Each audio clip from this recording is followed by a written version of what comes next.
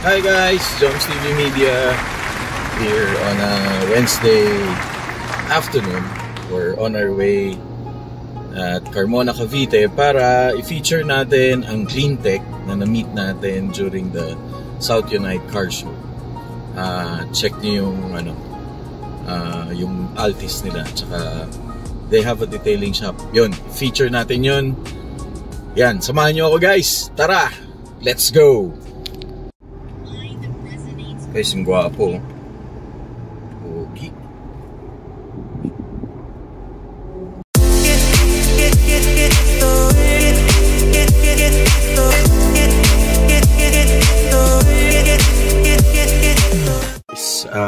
We're here already at Carmona, Cavite. Yan, gandang lugar. So clean. Linis to. Ordered. Kompleto.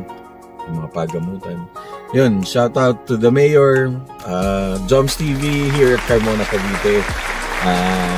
Saying hello to the people and management and government office of Carmona, Cavite. Yan, malapit na tayo. We're on our way to Cleantech. Yan, medyo may ano lang. O, tinan nyo, Carmona Water District. Galing, ganda, ang linis, oh. Organize. Safe. Safe naman dito. Alright. Okay, guys. Ayan na, guys. We're almost there. Yun, oh, nakikita nyo ba ito? Yeah. Zoom natin. Zoom ba ito?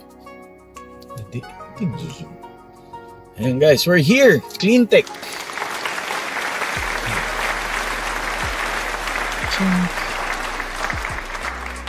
Cleantech, guys. We're here. Okay. Okay guys, we're here at Cleantech already. Ito na, Joms TV Media here at Cleantech. Yan, interview natin ang owner na si Sir Ed. Yan. So guys, ito yung shop niya. Tapos, dumating pa magandang kotse. Okay, ito yung shop niya. Ayan guys, we're here, Joms TV Media. We're here at Cleantech, Carmona, Cavite. Kasama natin si Sir Ed. Sir Ed, good afternoon. Maraming salamat sa pag-accept mo ng invite ko.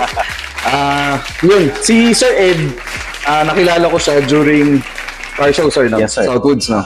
So yun, guys, ayan, si Sir Ed, siya yung owner nitong, ayan, Cleantech, guys. Yun yun. Mamaya, papakita natin yung mga nakikita nyo ba yung mga nasa likod, guys? Ayan, yung nakita ko. Okay, alright, sir. Thank you very much for having us, Joms TV Media, here at Carmona, Cavite. Sir, diretso yung nakita. Okay. How did everything started? Siguro nagsimula sa sa passion sa sariling sasakyan. Hindi kasi ganun kadaling mag-put up ng business, to be honest. Maraming detailing shop. Siguro yung drive na alam mo sa sarili mo, nagigising ka kahit anong oras pag yung customer na kailangan. So yun yung naging drive. Sabi ko, detailing, more on cars. Kasi since bata, tayo na-enhance yung skills natin. Kasi yung father ko mahilig din naman sa sasakyan. So yun, nadala natin yun. So isa sa mga naging foundation, siyempre kasama yung mga naging tropa, mga naging kasama ka-grupo. No, yes, so marami tayong learnings nun eh. And then, siyempre yung craft mo, gusto mong i-share sa public. And then, we decided na mag-put up ng ganitong business. Sir, yung passion mo, you mentioned passion. Kailan mo na-discover yun? Siguro nung nagsimula akong mag-drive. Kasi, meron mga types of user. Pero mga kailan lang yun? 2 years ago. 2 years ago. So yun, siguro mga bago mag-lisensya, mga 13, 14 na yun. So, doon talaga. Oo, parang hindi ako mapakali ng ang gagamitin mong sasakyan is hindi malinis. Ayun. So medyo may factor. Doon ako nagsimula. Hanggang sa ako yung naglilinis sa sasakyan.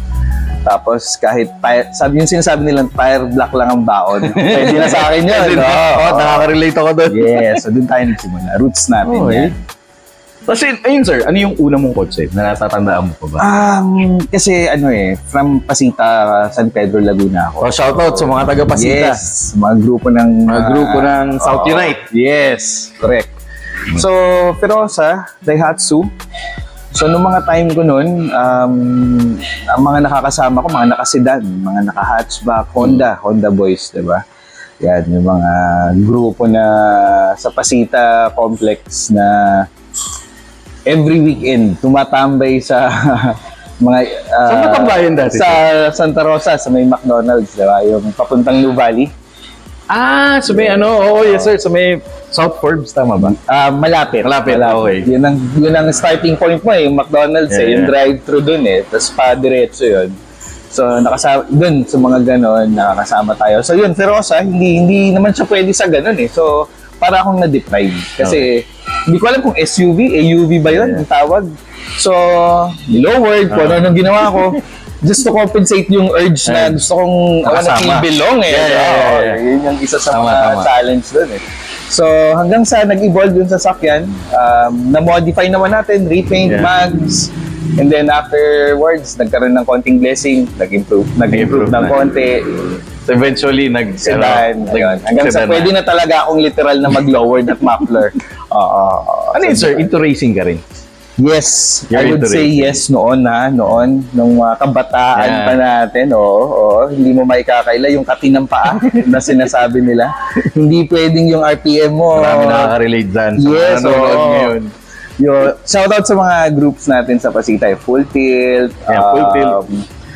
Sina Mark Malikdem, Benedict Asena, sina Dindo, sina Dale. Yan. Yung mga naging kasamahan natin noon yan Sir, mga ano yun mga OG na car enthusiast.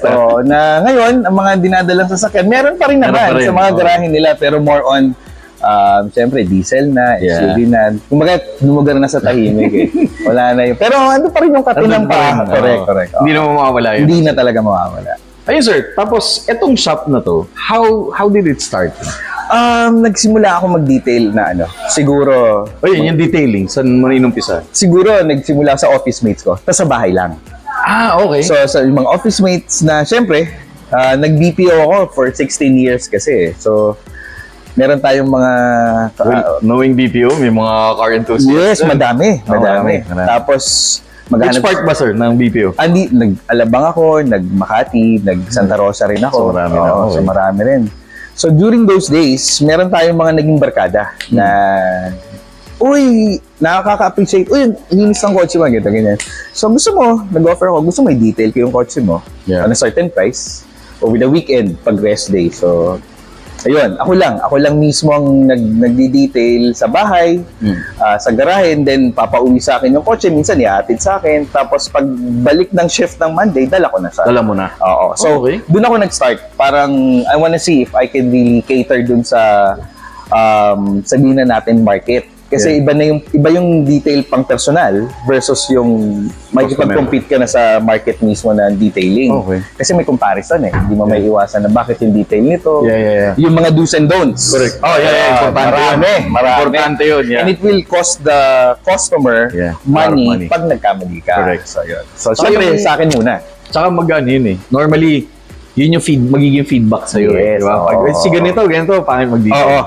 Correct. Tama naman. Talaga, guys, importante, dun sa mga start mag-detail, remember the do's and don'ts. Tama, yes, do's and don'ts. Proper training din naman. Walang masama kung magpa-training. Kahit marunong ka na, me, myself, I still go through trainings. Tapos, pag may nakikita akong mga new YouTube videos on how to use a certain chemical, ano ko pa rin? Tinatry mo? Oo. Kumbaga, it's a continuous learning Hindi yung pwedeng dito ka na lang mag-stick Correct.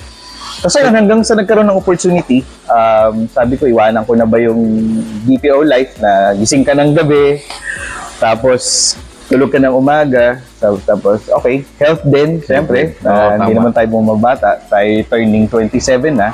So, sir. Kaya nga, totoo yan guys, pag nakita niyo si sir in person, akala niyo parang nag-uumpisa pa lang mag-drive. Ayun. Pero sobrang ganda ng kotse niya. Makwento ko lang guys, nung na-meet ko si sir sa dinaanan namin yung Altis na, which is later papakita natin. Grabe, kaming barkada ko, shoutout kay Paolo Ladaw. Yes. Yung barkada ko, siya yung nagsabi sa akin, pare, ba't di mo to i-vlog? Sabi ko, pare, nasa listahan ko yan, kanina ko pa inikutan yan. Ayun, finally guys, we're here. Kasama natin Sir Ed. At sobrang bait ni Sir Ed. Sobrang accommodating. And guys, makikita niyo yung gawa niya. Sobrang ganda. Sobrang galing. Even the shop itself, sobrang galing. Ayun. Sir, in terms of, sa detailing, yung customer base mo is totally Carmona o market? Meron tayong mga customers na yes, ang focus ko talaga is Carmona. Tapos based on previous months, meron tayong customers from San Pedro. Meron na rin tayong from Binyan, Santa Rosa. Yung mga malalapit, yun lang gusto ko talagang i-cater Siyempre may mga kanya-kanyang detailing shops naman sa paligid. Nire-respeto natin yun. But again, pag dinala sa akin, hindi naman natin para say no. Siyempre, every penny, peso, 1,000, 100 counts, diba? Pinaghirapan kasi yan so, mahirap. So, yun. So, medyo conscious tayo doon. Pero kung yung market natin, yes, Carmona, meron tayong Binyan. Yung recent, may nirelease ako from Binyan. May mga washovers din tayo na ginagawa. Painting. So may painting ka rin, sir? Yes, may painting din tayo. Kasi parang kasama siya sa detailing Kasi detailing process itself, may certain limit yun Na, alam mo naman, ang gusto ni customer is parang bumalik sa brand new. So you have to educate the customer na yung detailing, yung gusto nyo, yes, pwede. Pero yung result, hindi mo makukuha. Unless correct. Ano natin yung panel na to o yung simple logic na halimbawa nagasgasan na wala ng pintura. Parang pag may nawala, the only way to repair it, hindi detail. To replace the paint na nawala. Unless it's a paint transfer na tumama ka sa gate, kulay green, dumikit sa'yo. Yes, we can. We can definitely bring back the shine, the gloss, yung fluid na parang tingnan, pwede. So, hindi pwedeng walang painting and kailangan. So, I noticed, sir, ayan yung ni sir, yung mga services na ino-offer niya. Yan, he has collision repair, ceramic tint, back to zero. So, basically lahat. Sir, accessories ba meron ka? Hopefully. God-giving. Abangan natin. Okay. Ngayon guys, abangan natin. Soon, Sir, ilang years na to? Turning 2. Turning 2, opo. Siguro, April 2022 yata ako. Mga 1 year and 6 months, 1 year, 7 months na ako. So, ano to, sir? Parang pandemic brought business. Parang gano'n. Pero passion talaga ang nag-drive sa'yo. Passion. Kasi, para sa akin, before you start a business, kailangan yung puso mo nandun Or, halimbawa, mawalan ka ng isang manpower that who can do such a thing. Mawalan ka ng detailer. You yourself can do the job. Sige, okay lang. Kasi di mo naman hawak ang buhay diba? They might require additional or opportunities outside. So, sa akin, kailangan marunong din ako nung detail. Sige, ako nagagawa. Wala si ganito. So, isa yun sa factor before starting a business. Kailangan yung skill set mo is fit dun sa business. Hindi pwedeng gusto kong magtayo ng sa palengke ng ganito. I have funds, I have ganito. Pero hindi ka marunong tumingin ng ganito. So, importante talaga, sir. If you're going to open a business, it's your passion talaga. Yes. And kailangan aralin mo rin. Correct. Kung mag-isa-sharpen mo rin. Hindi pwede na, marunong na ako na, pro level na ako. No. Ako mismo, alam ko, marami pa akong kailangan i-enhance sa skills ko pagdating sa detailing. Gusto ko yun, sir, sinabi mo. Kasi, yung the experience ko rin, kasi pag sinabi mong ikaw na yung magaling, wala ka ng room for Pero I like what you said, sir. Sobrang nakaka-inspire. Yun yung mga gusto kong marinig from the owner point of view. Na parang, the learning still continue. Yes. So in our show, we just don't feature yung gawa, yung everything. We also ask, of course, the expert. Correct. Na kung ano yung pwedeng ma-share sa atin. Because the show is all about, giving advice and sir, speaking of advice, ano sir ma-advise mo? For sure, ang daming gustong magtayo ng detailing shop. Totoo yan. Actually, that's a good question Advice siguro would be, wag ka agad yung budget. I mean, wag ka agad masilaw na I need to have this certain amount of money before, tapos pag hawak mo na, go na. No. Okay. You have to have the discipline first. Yun yung una. Pag alam mo sa sarili mo na hindi pasado yung trabaho, huwag mong i-release yung unit, Yeah. di ba? Okay. So, sa sarili mo muna i-apply yun. Tingnan mo yung sasakyan mo, do you think your car is enough to project that kind of image before opening the business? Let's say, ako, may detailing shop po ako, yes, blah, blah, blah, ito po car to. Pati nga na sasakyan mo, sir. Ito po sasakyan ko, di ba? Makes sense, Okay, di ba? okay. Makes sense. So be the product of your product. Yes! Okay. Doon ka muna magsimula. Once Okay. you have enhanced your own personal vehicle, kasi sa'yo yan eh, pera Yes, mo yan. true. At alam mong, proud na ako. Andun ka na sa level na, okay na ako, proud na ako. Sige, pwede ko na i-showcase yung sarili kong kotse. Then, okay. Ito na si Admirers. Okay, you can convert it into a business na. Kasi alam mo, andun yung passion mo. Nandun na yung passion. Now, if you have that drive already, go. Sige, unti-unti. Hindi naman kailangan ng business mo 1 million, 2 million kagad, di ba? Unti-unti muna. Manpower Step mo, by step. oo, dapat ikaw muna yung pinakababa. Ikaw muna yung... the first few weeks I've started this, meron akong naglilinis din kami ng premium wash ng sasakyan. I'm the one who's cleaning the car eh. Ako talaga, oo. Talaga? Ako, kasama ko yung 2 tao kasi 3 lang kami eh. So that's the first. Kasi I want to project the image na hindi porket ako may-ari. You stay in the office. Yes. Okay. Oo, para alam ko yun at makita nung tao ko na kaya kong gawin yung ginagawa nila. Tingnan nyo kung paano ko ginagawa at the same time. Oh, that's very nice. Oo. Galing nun. Nice. Hindi kasi pwede na check na lang ako eh. Linisan nyo, check. Ito nalimutan. Pakita mo. Pakita mo na dinadaanan mo lang kuskus. So, kailangan talaga ikaw talaga din yun. Oo, Alam mo para yun. Yeah. ganun yung ginagawa, mirror ko yun. So yun, pag ganun na yung drive mo, ganun na yung discipline mo, pwede na. Pwede na. Pwede ka na mag-start ng business. Tapos yung confidence mo, syempre, maraming mas magaling sa'yo dyan. Huwag kang konting mabalitaan na dinetail mo, mas maganda daw yung detail niya. Mas sa deal mo, okay lang yun. Okay lang. I need to learn from that. Yeah. Ano yung mas magaling sa akin? Bakit siya mas magaling sa akin? Mas walang swirl marks, for example, yung gawa niya. How to do that? How can I do that? I need to improve. I need to be like that. Yeah. Ganun dapat. Hindi yung, hindi. Pangit naman talaga. Okay lang yun. Isa lang naman. Out of 10 na ginawa nung shop na yun, isa lang. No. So, yung mga tools ba, sir, importante rin? Yes. Oo. Tools. Okay, guys. So, yan. Tools. You have to invest. Tama, sir? Correct. On the Yan. tools and... Magsisimula ka sa chemicals and then tools. Okay. What chemical can work for such case? Kasi pag na-overshoot ka naman doon, pwedeng mapanot yung paint. Sa una, maganda, di ba? Yeah. Makintab siya. Pero, hindi alam ni customer na para ma-reach mo yung certain gloss ng sasakyan, nag-cut ka na pala ng malaking layer.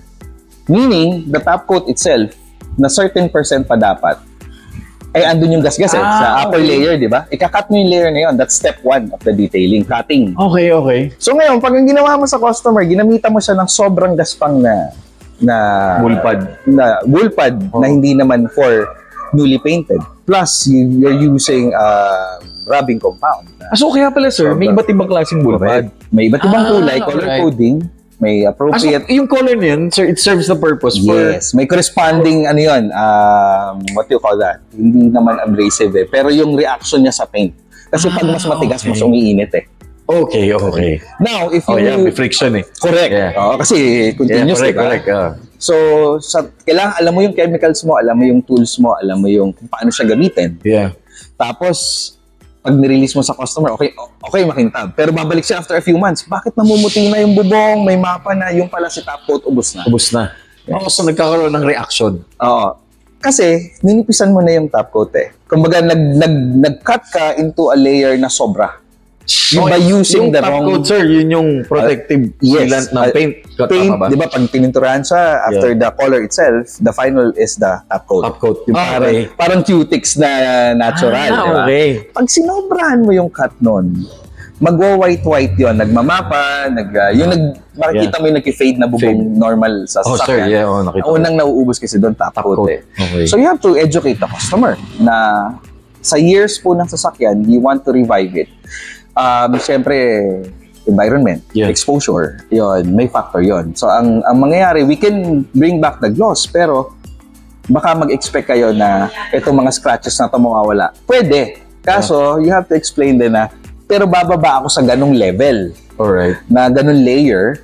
So, ang consequences can be, after a few months, baka madaling mag-fade na to. Correct. Kasi nag-cut kami eh. Alright. So, me myself hindi ako ano doon. So I always tell my customers or clients na I can do that.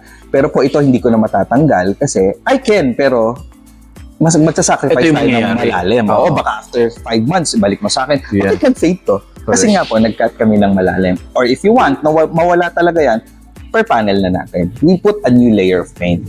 Okay, which is painting na yun. Yes, para long-term yung ano. Siyempre, you always provide a long-term solution. Hindi yung para lang kumita ka ng a certain amount. Tapos, okay na, makintab na. Sige na, release mo na. After 2 months, sa tawag, boss, bakit ganito yung kotse? After 2 months, pagkakarwas, nabilad lang na ano, eto na. Diba? So, pangit. Bad business ko. Yeah, correct. So, bali sir, before i-detail, kailangan i-check din yung top coat ba?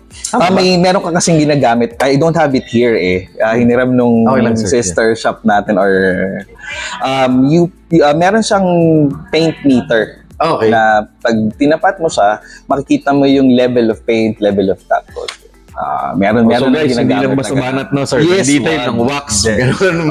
Hindi. It's a no-no. Kasi basta umikot yung machine at tinikit mo and you're using the wrong pad, you're sacrificing already the top layer of the paint. Which is mako-compromise. Oo, mako-compromise na agad. So guys, sobrang educational. I mean, sobrang galing ni sir. Sobrang nakaka-inspire. I mean, doon sa mga gusto magtayo ng detailing shop just like yung kay sir. Yan, panoorin nyo to and you could come here. Sir, Yes. saan ang address mo sir? 222A San Jose Street, Barangay 2. Okay. Carmona, Cavite. Yun, sir, pwede ba natin ilagay sa page? Okay lang, no problem. Lagay natin, pop-up somewhere here dito. Sa kanan. Sige. Tapos, ano sir,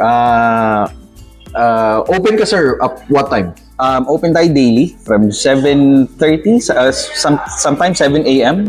May mga stay-in naman tayo workers dito hanggang 7 p.m. Just Monday to Sunday, sir? Yes po. Okay, Monday to Sunday. Monday to Sunday. So yun guys, magkakaroon tayo. Sir, pwede ba tayo mag-garage tour? Tsaka auto tour? Pwede naman. Guys, excited na ako ipakita sa inyo kasi sobra talaga ako na-inspire sa kotse ni sir. Besides sa gusto ko yung Altis niya, yung specific Altis na yan, pati yung pagka-bis niya. Sobrang gano'n. Ayun, sir, thank you. Ayan, pagpunta nyo pala dito, makita nyo si sir. Yes, si sir may kamukhang artista. Nagbabanda nung 90s, sir. Alam ko may nagsabi na sa'yo. Si shoutout din kay Mr. Medwin Marfil na